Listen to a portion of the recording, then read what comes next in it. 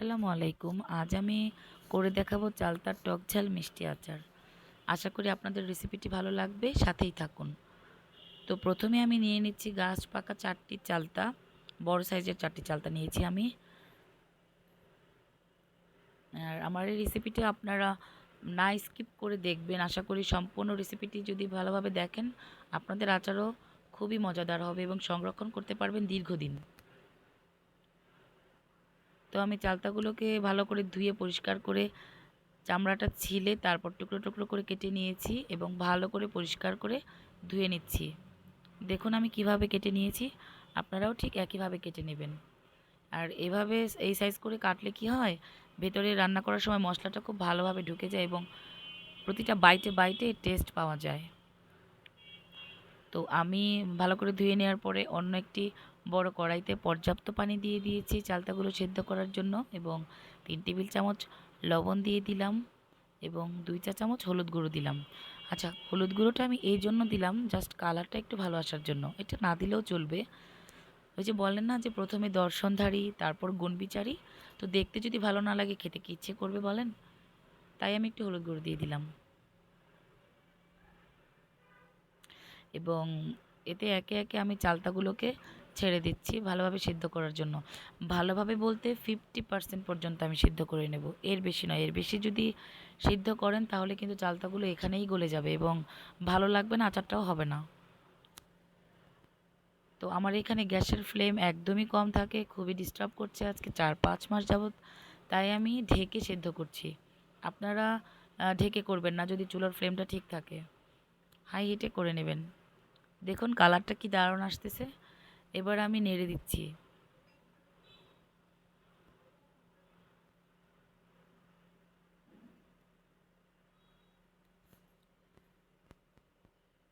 আমার চালতাগুলো প্রায় হয়ে যাচ্ছে, আমি আবারও একটু ঢাকা দিয়ে দিচ্ছি।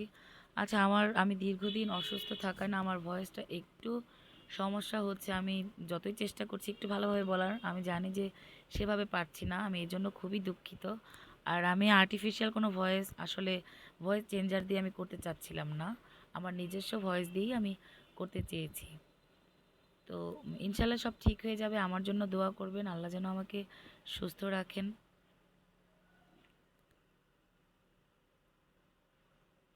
কি দারুণ কালার এসছে, তাই না? আমার কিন্তু খুবই পছন্দের এবং আমার বাচ্চাদেরও। তো আমার চালতাগুলো সেদ্ধ হয়ে গিয়েছে। এখন আমি একটি পাতিলে অল্প না, সরি, আমি সেদ্ধ হওয়ার পরে এটাকে পানি ঝরিয়ে নিয়েছি 4-5 মিনিট মতো। এরপর একটি পাতিলে নিয়ে আমি একটু থেতলে নেব। আপনারা এই কাজটি কিন্তু শিলপাটায়ও করতে পারেন, তবে খেয়াল রাখবেন খুব বেশি থেতলে নেবেন না, এতে কিন্তু গলে যাবে এবং আচারটা ভালো হবে না। একটু আধ ভাঙা করে থেতলে নেবেন। অন্য পাত্রে আমি ধনিয়া, জিরে, মৌরি এবং পাঁচফোড়ন একসাথে টেলে নিচ্ছি। সুঘ্রাণ আসা পর্যন্ত টেলে নিয়ে নামিয়ে ঠান্ডা করে নেব।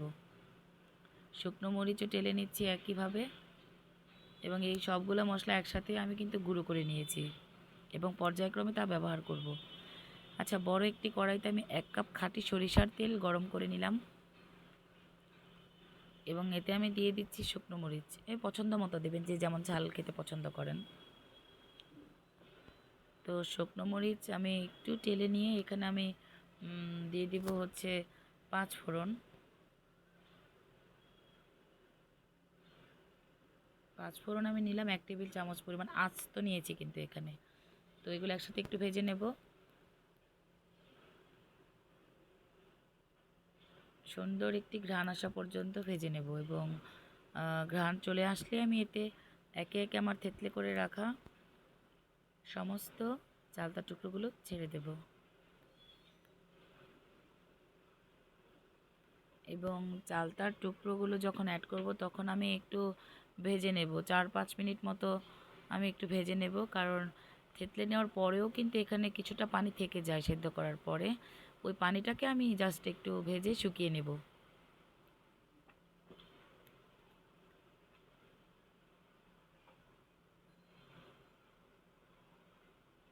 ভালো করে মিশিয়ে নিচ্ছি সব কিছু একসাথে।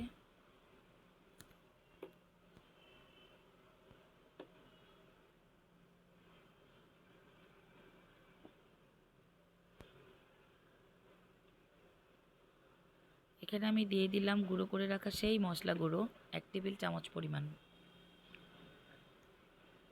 লাল মরিচের গুঁড়োটা আপনারা আপনাদের পছন্দ মতো দেবেন।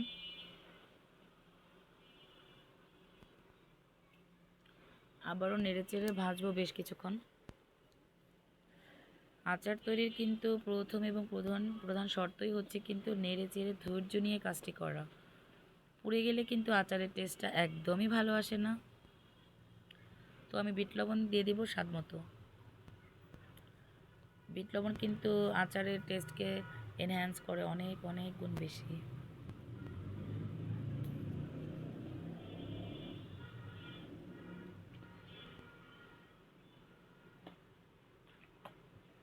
একটু ধৈর্য নিয়ে করবেন।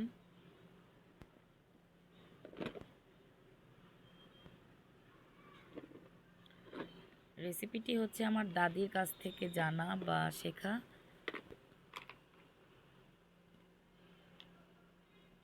তো আমি এখানে আবারও 1 টেবিল চামচ ওই গুঁড়ো করা মশলাটা দিয়ে দিব এবং ভালো করে মিশিয়ে নেব আবারও। তো আমার দাদি বেঁচে নেই, আমি দোয়া করি আল্লাহ তাআলা ওনাকে জান্নাত নসিব করেন। আমাদের 90 দশকে আমরা আসলে যারা ছোট ছিলাম, তো তারা কিন্তু এই আচারটাকে খুব এনজয় করেছি। স্কুলে টিফিন বলেন, স্কুলে যাওয়ার পথে বলেন, ফেরার পথে বলেন, বাড়িতে বলেন, খুব কিন্তু এনজয় করতাম আমরা, তাই না? আমিও চাই যে আমার বাচ্চারাও বিষয়গুলো জানুক এবং সেই টেস্টটাকে উপভোগ করুক। তো এবার আমি 3-4টি তেজপাতা দিয়ে দিলাম টুকরো করে। খেজুর গুড় দিয়ে দিলাম 500 গ্রাম মতো। আপনারা এটা আখের গুড় দিয়েও কিন্তু করে খেতে পারেন। এতে টেস্টের কোনো মানে ভেদাভেদ হবে না।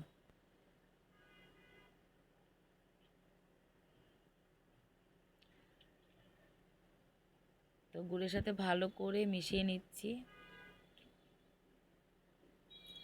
3-4 টুকরো দিয়ে দিলাম দারুচিনি, আর 4-5টি এলাচ আমি ফাটিয়ে দিয়ে দিচ্ছি। এতে ফ্লেভারটা খুবই ভালো আসবে।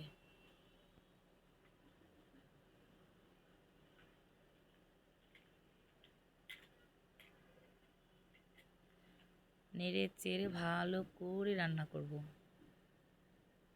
আর আপনারা না এখানে আস্ত মশলার চাইতে আপনারা গুঁড়ো গরম মশলাটাও কিন্তু দিতে পারেন। আমি সেই গুঁড়ো করে রাখা মশলাটা আরও 1 চা চামচ দিয়ে দিলাম।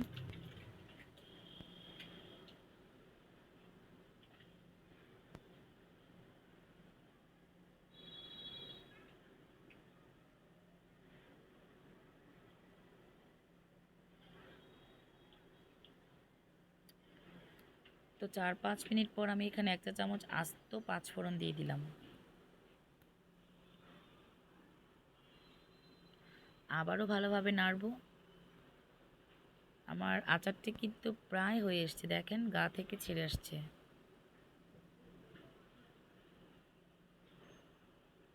এবং কালারটাও কিন্তু চেঞ্জ হয়ে আসছে।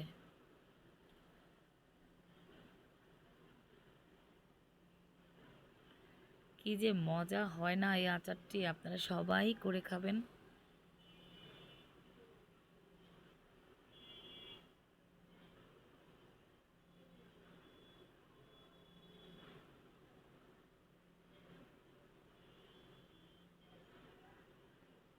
দুই চা চামচ মধু দিয়ে দিলাম। এটা আসলে অপশনাল, আপনারা না দিলেও কিন্তু হবে।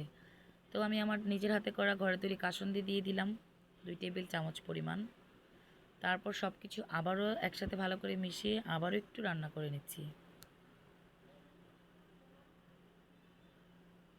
মধুটা অ্যাকচুয়ালি আমার পছন্দ হয় তাই আমি দিলাম। আপনারা কিন্তু এটাকে স্কিপ করতে পারেন। তো যখনই প্যান থেকে ছেড়ে ছেড়ে আসলো আমি কি দিয়ে দিলাম এখানে ভিনেগার। 2 টেবিল চামচ ভিনেগার দিলাম। আমি 2 টেবিল চামচই দিলাম, বেশি চাইলে কেউ বেশি দিতে পারেন, আমি মনে করি যে ইটস এনাফ। তো অনেকে আমাকে কমেন্ট করে থাকেন, টেক্সট করে থাকেন যে আচার নাকি অনেকে তৈরি করলে ফাঙ্গাস পড়ে যায়, ভালো থাকে না, নষ্ট হয়ে যায়। তো আলহামদুলিল্লাহ এই পর্যন্ত যতবারই আমি আচার তৈরি করেছি কোনোবারই ফাঙ্গাস পড়েনি এবং আমি কখনোই ফ্রিজে রাখিনি। ফ্রিজে আমি সংরক্ষণ করি না, আমি বাইরের নর্মাল টেম্পারেচারে রেখে দেই, শুধু মাঝে মাঝে একটু রোদে দেই। আসলে আচার তৈরি করলেন আর মানে এটার কাজ শেষ হয়ে গেলে তা কিন্তু নয়। আচার যতদিন আপনি সংরক্ষণ করবেন ততদিন একটু কেয়ারফুলি থাকতে হবে যেন কোনোভাবেই আচারের ভেতর পানি প্রবেশ না করে। এটা আপনাকে এনশিওর করতে হবে। পানি যদি কোনোভাবে প্রবেশ করে, সেটা আপনি ধরেন কোনো স্পুন ইউজ করছেন ওঠানোর জন্য, সেখানে পানি থাকলেও কিন্তু আচারটা আসলে নষ্ট হয়ে যাবে। খুব কেয়ারফুলি শুকনো কোনো কিছু দিয়েই তুলতে হবে। ভেজা হাত ঢোকানো যাবে না। আচ্ছা, ঠিক নামানোর আগ মুহূর্তে না আমি ১ টেবিল চামচ ওই গুঁড়ো মশলাটা আবারও দিয়ে দিলাম। এবার সব কিছু একসাথে শেষবারের মতো মিশিয়ে নেব। খুব ভালোভাবে মিশিয়ে নেব। আর আমি কিন্তু এই পর্যায়ে যখন আমি মশলাটা দিলাম চুলার আঁচটা একদম অফ করে মশলাটা দিয়ে জাস্ট মিশিয়ে নিচ্ছি। তো আপনারা লবণটা চেখে দেখবেন। রেসিপিটি যদি ভালো লাগে অবশ্যই বাসায় করে খাবেন এবং আমাকে কমেন্ট করে জানাবেন এবং সাবস্ক্রাইব করে পাশে থাকবেন।